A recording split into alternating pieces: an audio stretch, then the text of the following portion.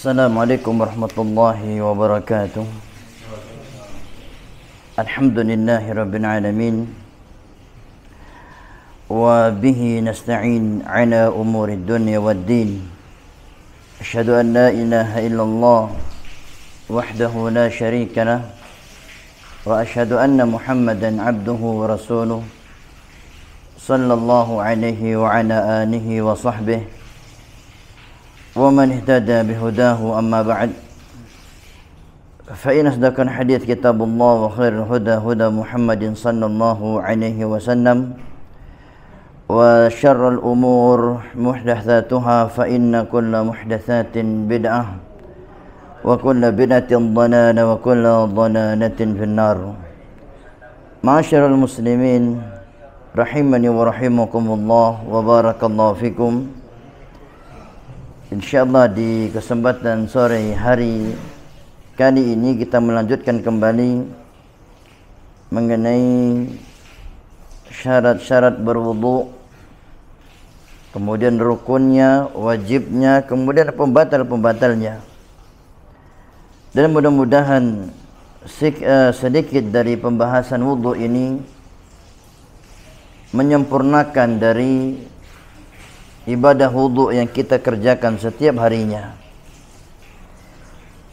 Maka langsung saja kita masuk pada pembahasan syarat-syarat wudu. Syarat-syarat wudu sebagaimana yang telah kita terangkan di pertemuan yang lalu, jumlahnya ada 5. Syarat yang pertama adalah berniat. Syarat wudu yang pertama adalah an-niyah, berniat. Walaupun dalam hal ini ada silang pendapat dari jumhur ulama dan mazhab Hanafi, yang mana mazhab Hanafi tidak mempersyaratkan niat ketika wudu, tetapi jumhur ulama mensyaratkan adanya niat ketika ibadah wudu. Maka pendapat yang lebih kuat adalah pendapat dari jumhur ulama, yaitu syarat berwudu adalah adanya niat. Maka barang siapa yang tidak berniat dalam wudunya, maka wudunya tidak dipandang atau dinilai sah. Kemudian yang kedua, syarat dari sahnya ibadah wudu adalah air yang digunakan adalah air yang suci, air yang suci dan bisa mensucikan. Air yang suci dan mensucikan. Maka tidak sah ibadah wudu seseorang ketika berwudu dengan air yang tercampur benda najis. Misalnya ada sumur, kemasukan bangkai misalnya, kemudian sumur tersebut berubah aromanya, baunya, rasanya, bahkan warnanya, maka berwudu dengan air yang najis, maka wudunya tidak sah. Begitu juga berwudu dengan air yang tidak mensucikan, air yang tidak mensucikan, seperti berwudu dengan air kopi misalnya, atau berwudu dengan air susu, atau berwudu dengan air lumpur, atau berwudu dengan air yang tercampur dengan benda suci, hanya saja benda sucinya sudah mendominasi, atau seperti air teh, maka bersuci dengan air yang tidak mensucikan, maka wudunya tidak dianggap wudu yang sah. Kemudian syarat wudu yang ketiga adalah air yang digunakan haruslah air yang mubah. Maksudnya adalah airnya bukan hasil curian. Airnya bukan hasil curian. Maka sebagian ulama berpandangan Jika airnya hasil curian, maka wuduknya tidak sah. Wuduknya tidak sah. Walaupun hanya ada sebagian ulama yang masih memandang sah, walaupun airnya hasil curian.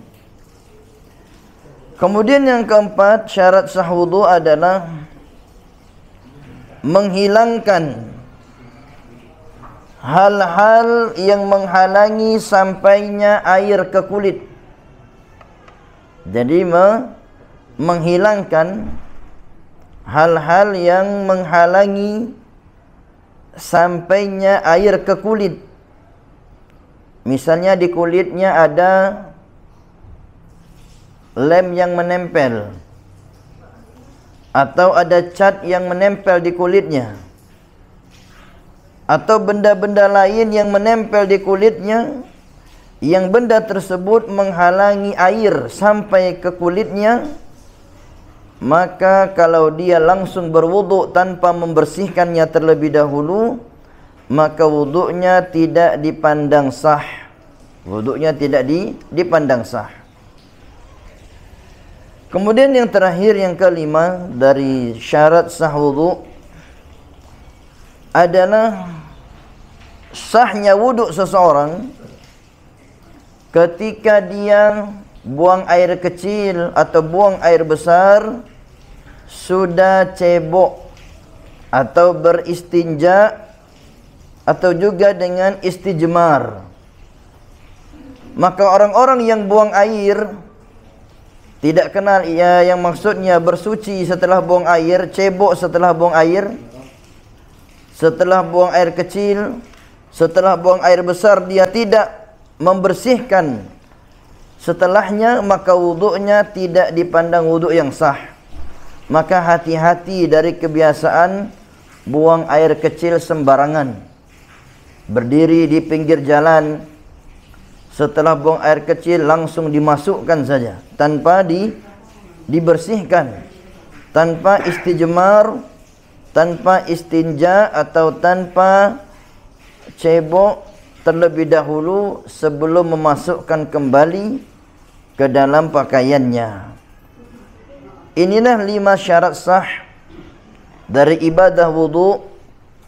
Adapun yang keempat tadi diperselisihkan oleh para ulama, terjadi silang-silang pendapat. Kita masuk pembahasan yang kedua adalah rukun-rukun wudu.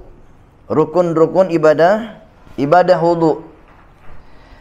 Rukun-rukun wudu ada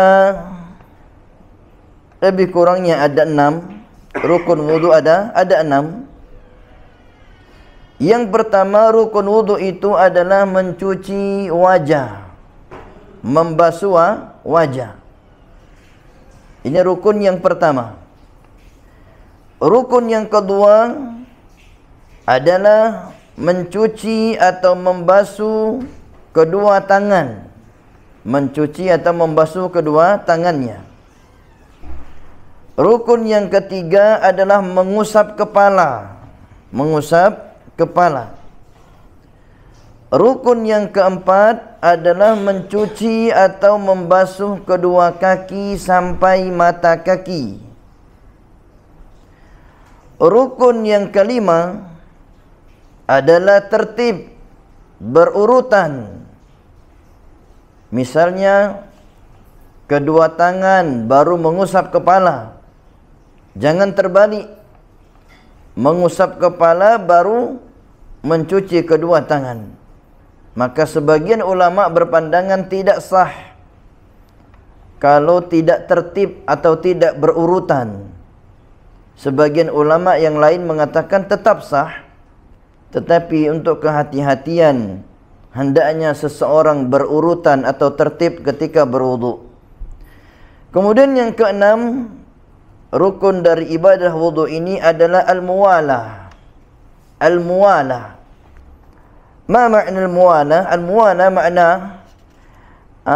makna dari muwalah adalah seseorang melakukan ibadah wudu berkesinambungan atau bersambung Ketika membasuh kedua tangan, langsung disambung dengan mengusap mengusap kepalanya. Jangan dipisahkan. Setelah membasuh kedua tangan, dia tinggalkan melakukan pekerjaan-pekerjaan yang lain sampai mengering, baru dia usap kepalanya. Setelah dia usap kepala, mungkin dia lakukan aktivitas yang lain sampai mengering, dia lakukan membasuh kedua kaki. Maka kalau dipisahkan atau tidak berkesinambungan atau bersambung atau tidak mualah, maka wudunya tidak sah. Wudunya tidak sah, walaupun menurut sebagian ulama ada yang berpandangan sah, tetapi untuk kehati-hatian hendaknya kita semua mualah dalam ibadah wudunya. Maka inilah 6 rukun wudu yang harus dipahami orang-orang yang melakukan ibadah wudu setiap harinya. Sekarang kita masuk pembahasan yang berikutnya adalah kewajiban-kewajiban wudu. Setelah syarat, kemudian rukun, kemudian lagi kita masuk yang berikutnya adalah kewajiban-kewajiban wudu. Kewajiban wudu disebutkan cuma satu. Kewajiban wudu cuma ada satu, dan itu pun diperselisihkan oleh para ulama. Cuma satu, itu pun diperselisihkan oleh para ulama, yaitu membaca bismillah. Membaca bismillah, yang mana disebutkan dalam sebuah hadis, la wudu'a liman lam yadhkur ismallah. Tidak ada wudu orang yang tidak baca bismillah. Coba kita ingat-ingat wudu kita setiap harinya. Pernah tidak wudu tidak baca bismillah? Dan ternyata hampir-hampir seluruh wudunya tidak baca bismillah. Dalam keadaan Nabi pernah mengatakan, la wudu'a, tidak ada wudu, liman lam yadhkur ismallah, orang yang tidak membaca bismillah sebelum berwudunya. Dan membaca bismillah ini, para ulama ada yang berpendapat wajib, ada yang berpendapat sunnah. Dan kelihatannya yang lebih kuat berdasarkan hadis Nabi, Nabi mengatakan la wudu'a, tidak ada wudu. Ini dalil yang mengatakan wajibnya, tidak mengatakan wajibnya. Maka wajib seseorang ketika hendak berwudu membaca bismillah, membaca bismillah, agar dia keluar dari silang pendapat para ulama dan agar wudunya sempurna. Kemudian pembahasan yang berikutnya adalah sunnah wudu. Sunnah dalam berwudu. Yang mana sunnah wudu ini kalau dikerjakan, pahala wudunya lebih besar, lebih sempurna. Yang pertama dari sunnah wudu adalah bersiwak. Bersiwak atau sikat gigi. Sebagaimana disebutkan dalam hadis, laula, seandainya kata Nabi, laula an asyukku ala ummati, seandainya tidak memberatkan umatku ini, la amartuhum bisiwaki inda kulli wudu, aku akan perintahkan mereka untuk bersiwak setiap kali ingin berwudu. Seandainya tidak memberatkan umatku ini, kata Nabi, akan kuperintahkan bersiwak, sikat gigi selama setiap kali hendak berwudu. Ini hendaknya seseorang perhatikan sunnahnya. Dan jika memang tidak ada siwak, boleh menggunakan sikat giginya. Dan qadarullah sikat giginya mungkin tidak pula ke bawah, ketinggalan, maka boleh dia menggantikan dengan jarinya. Bersiwak dengan jarinya. Dan qadarullah malas juga bersiwak dengan jari. Ya qadarullah, dia akhirnya meninggalkan sunnah siwak ini. Hanya saja pahala yang lebih sempurna orang yang mengamalkan sunnahnya. Yang kedua dari sunnah wudu adalah mencuci kedua tangan sampai pergelangan. Mencuci kedua telapak tangan sampai pergelangan sebelum berkumur-kumur, sebelum memasukkan air ke hidung atau sebelum membasuh wajahnya. Maka mencuci kedua telapak tangan sampai pergelangan itu hukumnya sunnah. Kemudian yang ketiga dari sunnah-sunnah wudu adalah mencuci anggota wudu sebanyak 3 kali. Mencuci anggota wudu sebanyak 3 kali.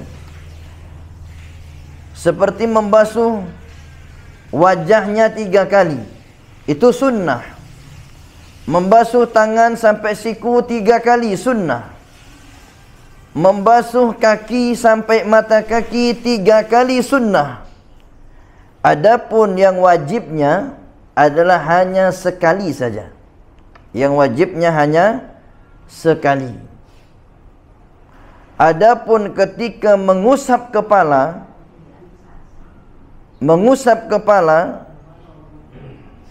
sunnahnya adalah sekali. Jadi mengusap kepala sunnahnya adalah sekali. Dan itulah kebanyakan dari perbuatan Nabi, perbuatan para sahabat ridwanullah alaihim ajma'in. Jadi membasuh anggota wuduk 3 kali hukumnya sunnah, kecuali mengusap kepala yang sunnahnya sekali. Kemudian sunnah wuduk yang berikutnya adalah menyela-nyela jenggot. Kalau jenggotnya tebal, menyela-nyela jenggot jika jenggotnya tebal. Kemudian sunnah wuduk yang berikutnya adalah menyela-nyela jari kaki. Menyela-nyela jari kaki dan jari-jari tangan. Menyela-nyela jari kaki dan jari-jari tangan. Kemudian sunnah yang berikutnya adalah menggosok-gosok bagian yang dibasuh. Misalnya membasuh kedua tangan sampai siku, digosok dengan telapak tangannya. Misalnya membasuh wajahnya, digosok wajahnya dengan telapak tangannya. Membasuh kaki sampai kakinya sampai mata kaki, maka digosok-gosok dengan telapak tangannya. Karena ada sebagian sekarang berwudu tak digosok lagi, langsung disiramnya saja. Disiramnya pakai gayung dengan air yang ukuran banyak, sudah. Walaupun demikian tidak mempengaruhi keabsahan wudunya. Maksudnya wudunya tetap sah, tetapi yang lebih afdal, lebih utama digosok dengan telapak tangan agar penggunaan air lebih minim, lebih sedikit. Yang mana disebutkan oleh Imam Ahmad termasuk dari sunnah berwudu adalah mensedikitkan atau mengurangi atau tidak boros dalam penggunaan air. Kemudian sunnah wudu yang berikutnya adalah mendahulukan yang kanan daripada yang kiri. Jadi membasuh sebelah kanan terlebih dahulu, baru Yang kiri itu hukumnya sunnah. Andai pun ada seseorang membasuh kiri baru kanan, wudunya sah. Hanya saja dia menyelisihi sunnah.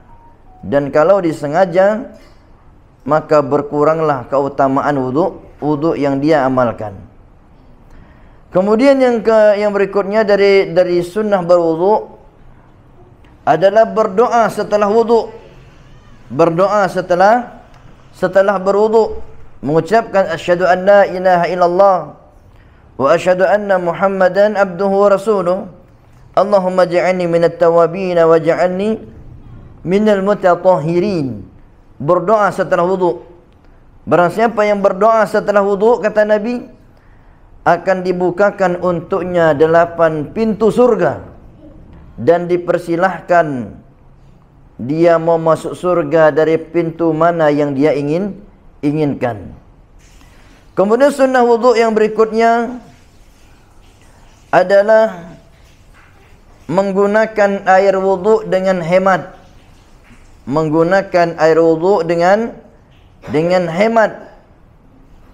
Maka hendaknya seseorang hemat dalam penggunaan air wudu, dan itu bagian dari sunnah Nabi dalam berwudu, tidak boros menggunakan air.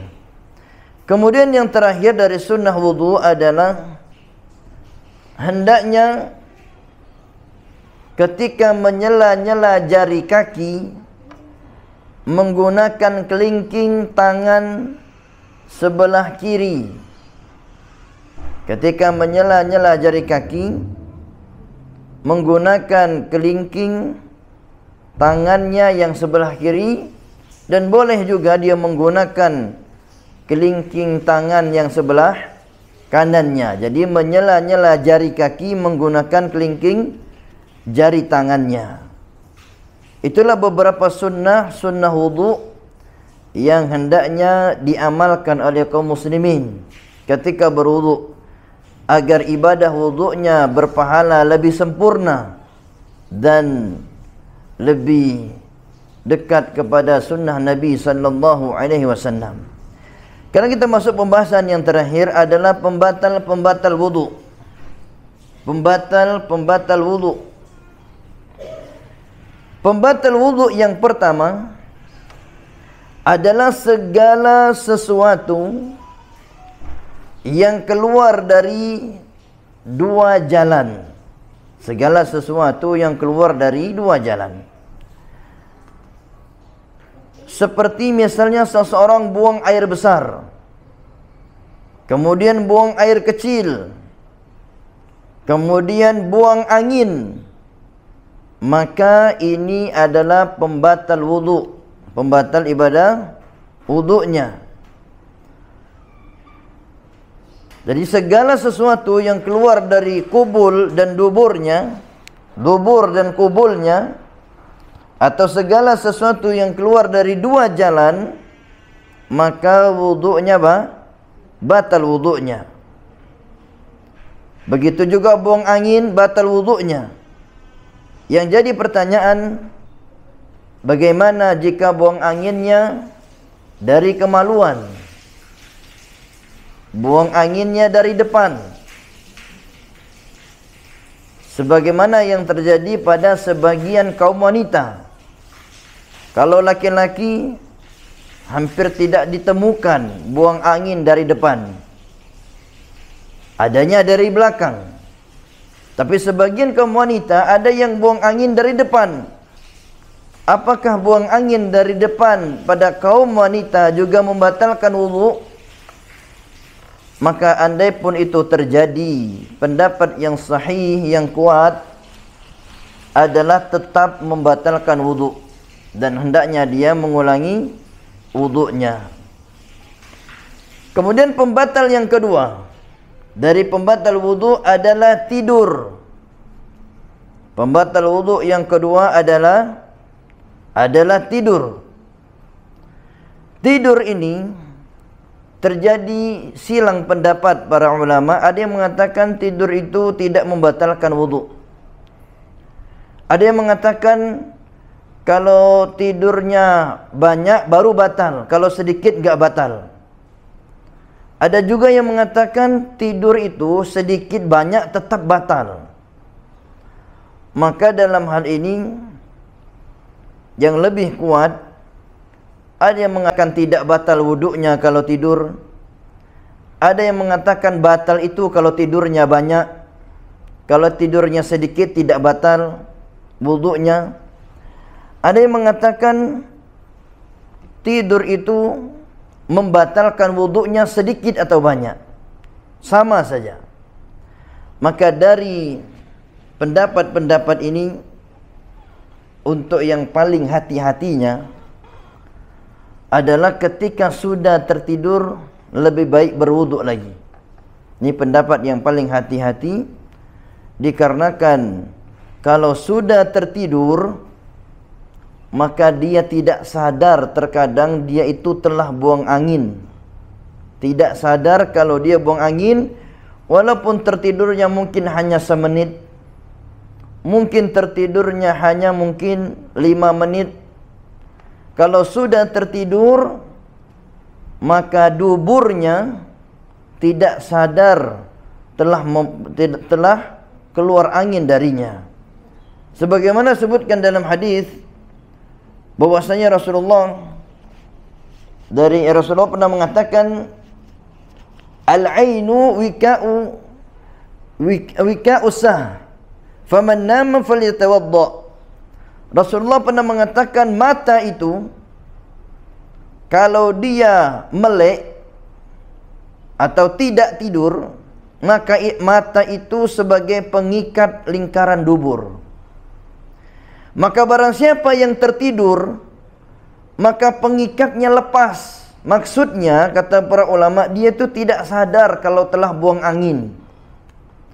Maka berdasarkan hadis ini yang lebih kuat, siapa yang sudah tertidur, entah tidurnya lama ataupun tidurnya cuma sedikit atau sebentar, maka lebih baik dia berwuduk lagi. Itu lebih selamatnya. Dari silang pendapat para ulama, lebih selamatnya jika tertidur dia berwuduk kembali, dikarenakan tidak aman dari yang namanya buang angin dalam keadaan dia tidak menyadari. Dan ini banyak terjadi. Ada seseorang tidur sambil duduk, dia kira aman. Ternyata temannya yang duduk di sampingnya mengatakan, "Ya akhi, wahai saudaraku, berwuduklah lagi." Kata orang yang tidur tadi, kan tidur cuma sebentar. Sesungguhnya barusan aku mendengar dirimu buang angin, tapi engkau tidak menyadarinya ketika sambil tidur.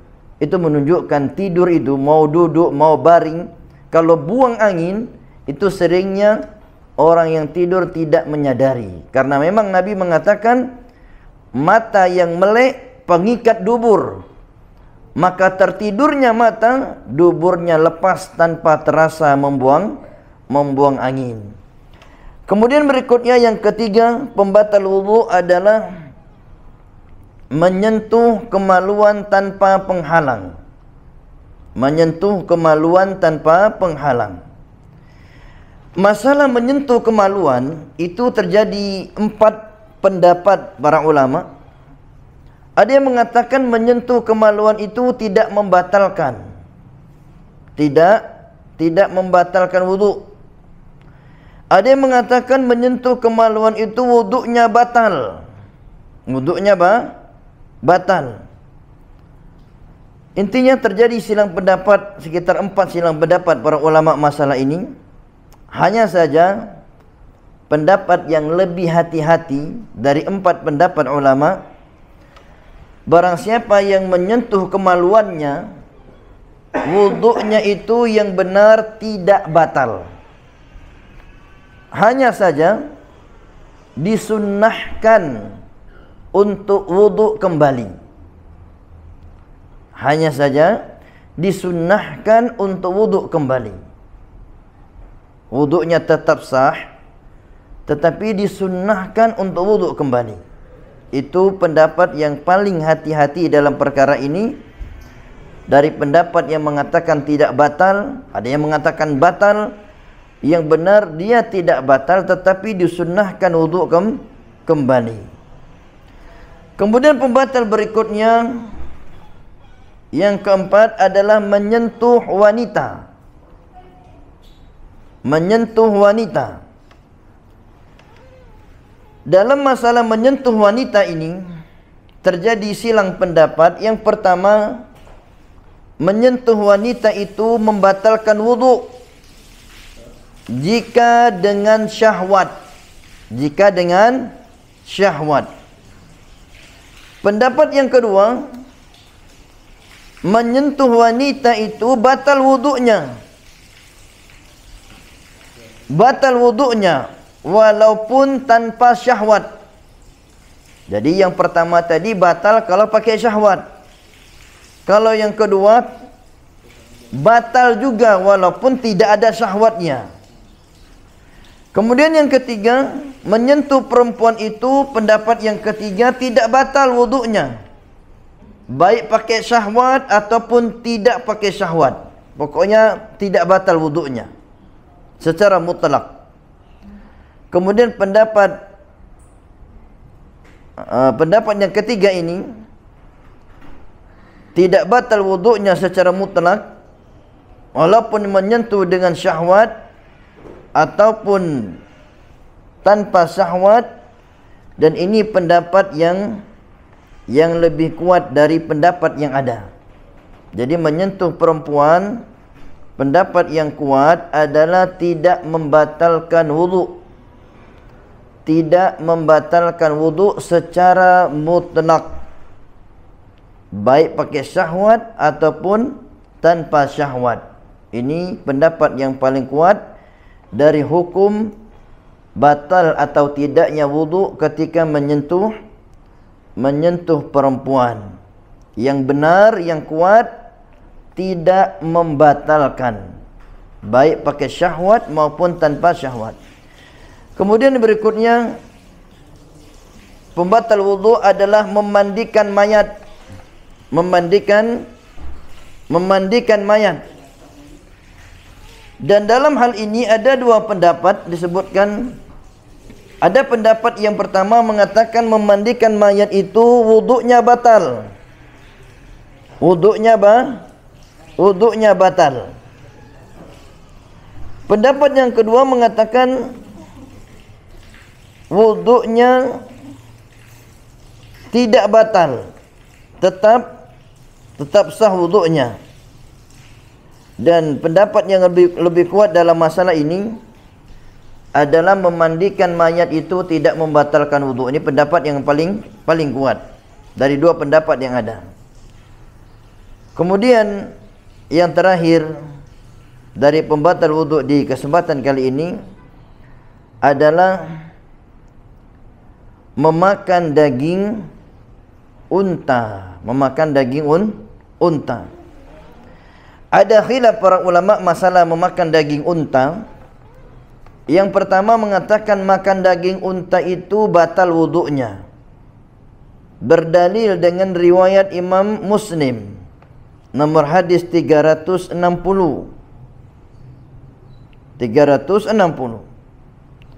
Pendapat yang kedua mengatakan memakan daging unta itu tidak batal wudunya. Tidak batal wudunya. Dan pendapat yang ketiga, memakan daging unta hukumnya berwudu hanyalah sunnah. Berwudu adalah sunnah. Jadi wudunya tetap sah, hanya saja sunnah berwudu lagi. Dan dari pendapat ini yang lebih kuat adalah pendapat yang menyatakan adalah pendapat yang ketiga, yaitu disunnahkan untuk berwudu lagi, tetapi tidak membatalkan wudu seseorang ketika memakan daging unta. Walaupun mungkin ada orang mengambil pendapat yang kedua, maka silahkan. Mungkin dia mengambil pendapat yang pertama juga silahkan. Hanya saja berdasarkan dari tiga pendapat ini, menurut yang kami pegang yang kuat adalah memakan daging unta itu tidak membatalkan wudu. tetapi hanya sunnah untuk berwuduk lagi, dan itu pendapat yang paling hati-hati dari 3 pendapat yang ada. Wallahu ta'ala alam bisawab. Maka itulah syarat, rukun, kemudian wajib, sunnah dan pembatal-pembatal wuduk yang kita sampaikan di kesempatan kali ini. Mudah-mudahan menambah sedikit pengetahuan kita tentang ibadah wuduk, dan agar lebih sempurna tata cara wuduk kita yang kita lakukan setiap harinya. Naktafi bihadza, kita cukupkan sampai di sini kajiannya. Subhanakallahumma wa bihamdika asyhadu an la ilaha illa anta astaghfiruka wa atubu ilaik. Assalamualaikum warahmatullahi wabarakatuh.